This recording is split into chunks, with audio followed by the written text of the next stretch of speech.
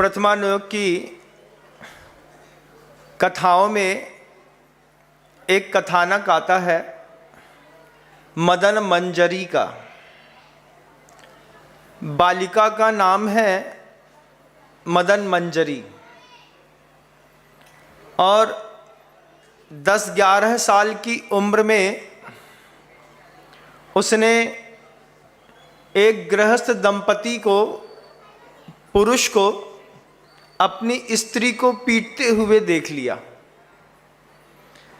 राजा की पुत्री है मदन मंजरी और उसने देखा कि मार्ग में एक पुरुष स्त्री को खूब जोर से पीट रहा है और वह याचना कर रही है। और छोटी सी उम्र में ही मदन मंजरी के मन के अंदर पुरुष को लेकर के तीव्र घृणा पैदा हो जाती है। तीव्र घृणा पैदा हो गई। मदन मंजरी मन के अंदर ही अंदर बार बार विचार करती है, ये सारे पुरुष एक जैसे होते हैं। उम्र है 12 वर्ष और घृणा का स्तर इतना ऊंचा हो गया कि उसमें मन के अंदर कठोर धारणा बना ली, सारे पुरुष एक जैसे होते हैं। और उसी धारणा पर जीवन जीना शुरू किया। 3-4-5 साल निकले। 17-18 साल की उम्र में आने पर जब कौमार्य फूटा तो अपने राजभवन के झरोखे पर खड़ी होकर के मार्ग को देख रही थी तो मार्ग में एक ठेला में कुछ सामान बेचते हुए वणिक पुत्र के ऊपर उसकी दृष्टि चली गई। दोनों का आपस में एक दूसरे को देखना हुआ। यह मदन मंजरी 17 वर्ष की और वह जिस युवक के ऊपर दृष्टि गई वह 19 वर्ष का। दुनिया का यही एक वह समय रहता है जब देहाशक्ति अपने चरम पर रहती है।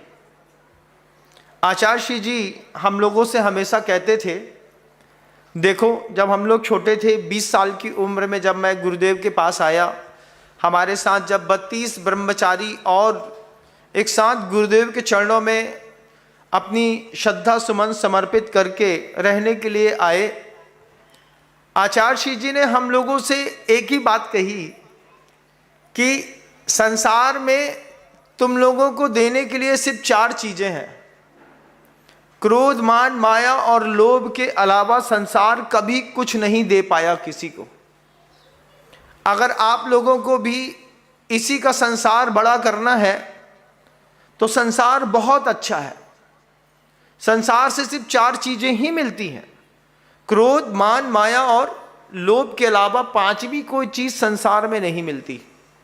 गुरुवर जी का पहला उद्बोधन था हम लोगों के लिए कि अगर इन्हीं 4 के पीछे आकर्षण है, अगर जमीन के पीछे लड़ना है तो संसार ने तुम्हें क्रोध दिया है, अगर धन के पीछे लड़ना है तो संसार ने तुमको माया दी है, अगर स्त्री के प्रति आकर्षण है तो संसार ने तुमको लोभ दिया है, अगर मान लो किसी की बात बुरी लग रही है तो संसार तुमको मान पैदा कर रहा है।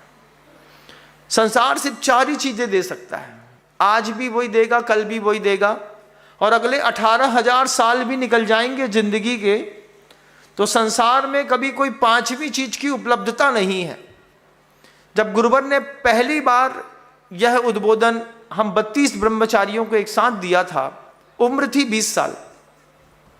20 साल में वास्तव में जब गुरुवर का ये उद्बोधन सुना तो अंदर अन्वेषण कर रहा था खुद का कि परिवार वालों के प्रति क्रोध तो है और आचार्य श्री जी के प्रति उनके साथ रहने का लोभ भी है। तो जिंदगी या तो क्रोध के साथ चल रही है या लोभ के साथ, मान के साथ या माया के साथ। अभी भी बैठे हैं आप लोग तो सुन रहे हैं जो मुझे ऑनलाइन या ऑफलाइन, उसमें भी 4 में से किसी एक कसाय का उदय तो चल ही रहा है। उद्बोधन सुनते सुनते किसी की मान कसाय का उदय आ जाता है, उद्बोधन सुनते सुनते किसी की लोभ कसाय बढ़ जाती है, महाराज थोड़ा और बोलो, थोड़ा और बोलो। किसी न किसी एक कसाई का उदय प्रत्येक समय बना रहता है। वह मदन मंजरी जो सोच रही थी कि पुरुष हमेशा उल्टे और क्रूर होते हैं, 17 वर्ष की उम्र में जब कौमार खिला, आकर्षण का फूल हृदय में खिल रहा था, तो उसका आकर्षण राजपुत्री है।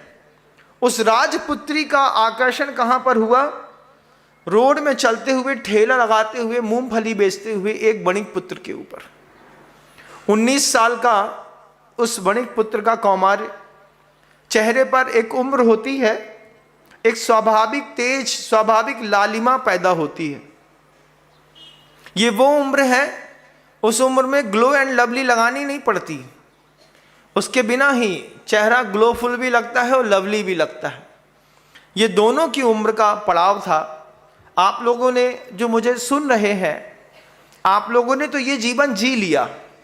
उम्र के उस पड़ाव को अगर आप पार करके आए हैं तो आप खुद महसूस करेंगे 17 वर्ष की कन्या अपने कौन से विचारों में खोती है। 19 वर्ष का जो अगर कोई पुरुष है, लड़का है, तो उसके दिमाग में 19 वर्ष में सिर्फ काम का वेग सर्वाधिक प्रभावित करता है। उसमें अगर कोई 25 वर्ष तक ब्रह्मचर्य व्रत में रह ले तो फिर उसको जीवन की सिद्धियां होती हैं। लेकिन 25 वर्ष तक आज ब्रह्मचर्य में रह जाना अपने आप में एक बहुत बड़ा टास्क है। वे लोग जो गुरुकुलों में रहते हैं, वे लोग जो आश्रमों में रह कर के पढ़ाई विद्या अध्ययन करते हैं, उनके ब्रह्मचर्य व्रत को सुरक्षित रखने के लिए तो माहौल मिलता है, लेकिन घर में रह कर के 25 वर्ष तक शुद्ध ब्रह्मचर्य व्रत में रह जाना बहुत कठिन होता है। मदन मंजरी के मन के अंदर उस वणिक पुत्र को देख करके मन के अंदर एक कुमुद पुष्प खिला। काम पुष्प कहते हैं कुमुद को। कभी आपने कुमुद का पुष्प देखा हो तो वो रतिवर्धन की क्रियाओं में सर्वाधिक प्रयोग किया जाता है।